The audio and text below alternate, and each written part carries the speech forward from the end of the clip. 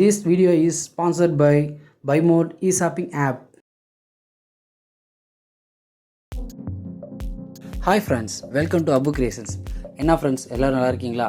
இன்றைக்கி நம்ம வீடியோவில் என்ன பார்க்க போகிறோம் அப்படின்னா, ஃபீலிங்ஸ் ஆஃப் இந்தியா புக், அந்த புக்கினுடைய அடுத்து கண்டினியூஷன் தான் பார்க்க போகிறோம். இதுக்கு முன்னாடி நம்ம இந்த ஃபீலிங்ஸ் ஆஃப் இந்தியா புக்கினுடைய நிறைய டாபிக்ஸ் பார்த்துருக்கோம். அதை பார்க்காதவங்க முன்னைய பழைய எபிசோடெலாம் பார்த்துட்டு அதுக்கப்புறம் வாங்க.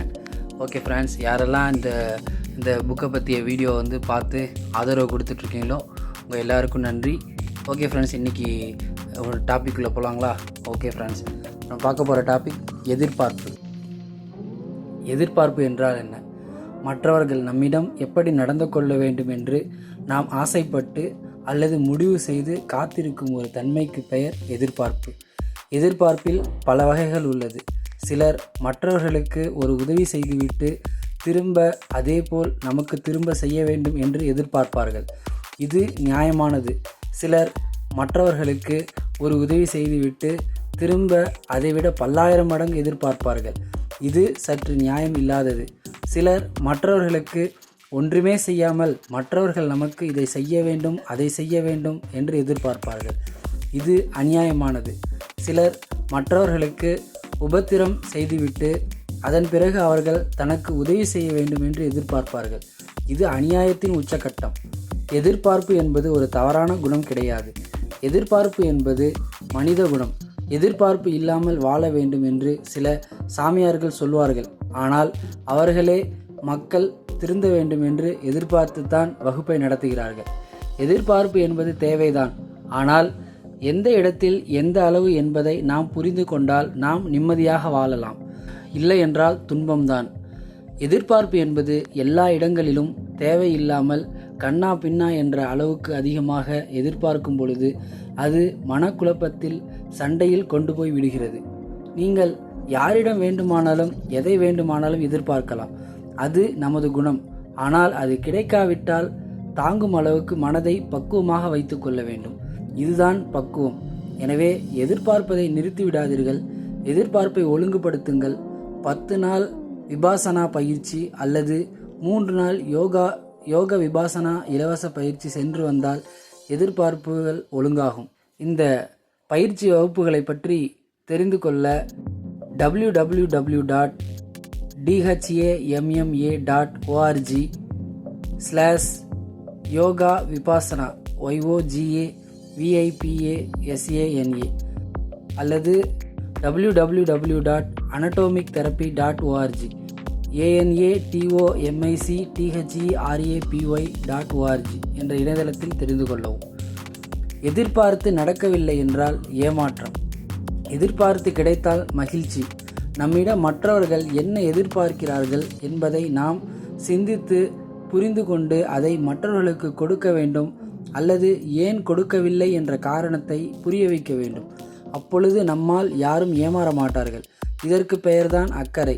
நாம் யாரிடமும் ஏமாறக்கூடாது. நம்மால் யாரும் ஏமாறக்கூடாது. ஏமாறாதே ஏமாறாதே, ஏமாற்றாதே ஏமாற்றாதே. எதிர்பார்ப்பு எப்படி இருக்கும்? கிடைக்கவில்லை என்றால் ஏமாற்றம் எப்படி இருக்கும்? கிடைத்தால் மகிழ்ச்சி எப்படி இருக்கும் என்பதை சிலரிடம் எதிர்பார்த்தால் ஜென்மத்துக்கும் கிடைக்காது என்பதை புரிந்து கொண்டு எதிர்பார்ப்பை நிறுத்துவதுதான் புத்திசாலித்தனம். எதிர்பார்க்காமல் மற்றவர்களுக்கு உதவி செய்யலாம். இது நல்ல குணம். ஆனால் அன்பு இல்லாத கெட்ட எண்ணம் உள்ள நபர்களுக்கு உதவி செய்வது தண்டம். எதிர்பார்ப்பை ஒழுங்குபடுத்துவோம். நிம்மதியாக வாழ்வோம். மனிதாபிமானம், மனித நேயம், ஹியூமனிட்டி. மனிதாபிமானம் என்ற உணர்வை வார்த்தைகளால் புரிய வைக்க முடியாது. இது ஒரு உணர்வு. எனவே உதாரணங்கள் மூலமாக புரிய வைக்க முயற்சி செய்கிறேன். கிரிக்கெட்டில் ஒரு பேட்ஸ்மேன் பந்தை அடித்துவிட்டு ரன் எடுக்க ஓடும் பொழுது கால் தடுக்கி கீழே விழுந்து தலையில் அடிபடுகிறது. இதை வாய்ப்பாக பயன்படுத்தி அவரை ரன் அவுட் செய்வது மனிதாபிமானம் இல்லாத செயல். அவர் விளையாட்டில் எதிரணியாக இருந்தாலும் ரன் அவுட் செய்வதற்கு முயற்சி செய்யாமல் உடனடியாக ஓடி சென்று அவருக்கு உதவுவதுதான் மனிதாபிமானம். பக்கத்து வீட்டுக்காரருக்கும் நமக்கும் ஏதோ கருத்து வேறுபாடு. திடீரென பக்கத்து வீட்டுக்காரருக்கு ஏதோ ஆபத்து. திருடன் வந்திருக்கலாம், பாம்பு வந்திருக்கலாம், தீப்பிடித்து இருக்கலாம், யாராவது மயங்கி விழுந்திருக்கலாம்.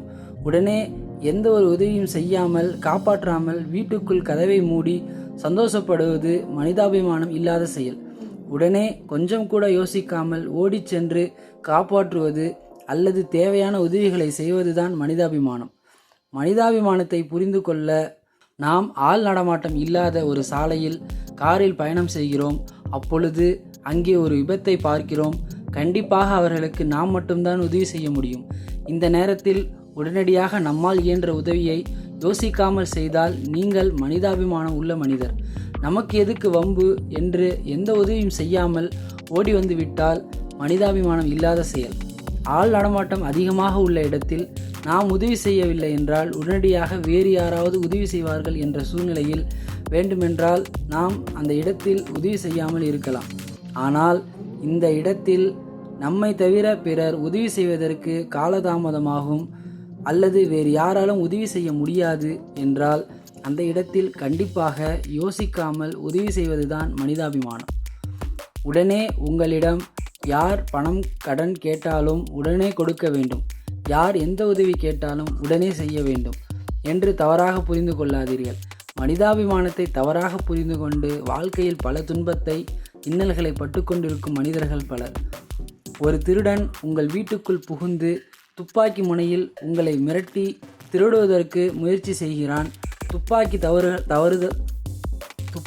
தவறுதலாக கீழே விழுந்து விடுகிறது. உடனே மனிதாபிமானத்தோடு துப்பாக்கி எடுத்து திருடனிடம் கொடுக்கக்கூடாது.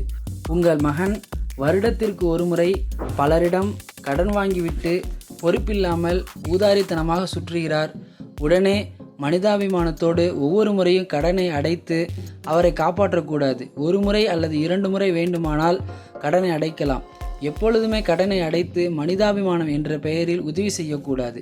கடனை அடைக்காமல் அவர் திருந்துவதற்காக அதற்கான தண்டனையை அனுபவத்தை அவருக்கு கொடுக்க வேண்டும். அப்பொழுதுதான் திருந்துவார். மனிதாபிமானம் என்ற பெயரில் பலரும் விட்டு கொடுத்து வாழ்கிறீர்கள். விட்டு கொடுத்து வாழ்வது என்பது வேறு, மனிதாபிமானம் என்பது வேறு. பலருக்கு மனிதாபிமானம் இருக்கிறது என்ற ஒரே காரணத்தினால்தான் சில கெட்ட எண்ணம் உள்ள மனிதர்கள் திருந்தாமல் தண்டனை அனுபவிக்காமல் வாழ்ந்து கொண்டிருக்கிறார்கள். எனவே வேண்டுமென்றே தப்பு செய்யும் கெட்ட எண்ணம் உள்ள அயோக்கியர்களுக்கு மனிதாபிமானம் பார்க்கவே கூடாது. உங்கள் குழந்தையை ஒரு புலி கடித்து விட்டது, சாப்பிட போகிறது, உங்களிடம் துப்பாக்கி இருக்கிறது. இப்பொழுது மனிதாபிமானத்தோடு புலியை சுடாமல் இருந்தால் குழந்தையை காப்பாற்ற முடியாது. ஒன்று மனிதாபிமானத்தோடு புலியை கொல்லாமல் குழந்தையை இழந்து வாழ வேண்டும், அல்லது புலியை கொன்றுவிட்டு இறைவனிடம் மன்னிப்பு கேட்டுவிட்டு குற்ற உணர்ச்சி இல்லாமல் குழந்தையோடு வாழ வேண்டும். ஏதாவது ஒன்றை செய்துவிட்டு நிம்மதியாக வாழ்வது ஞானிகளின் செயல்.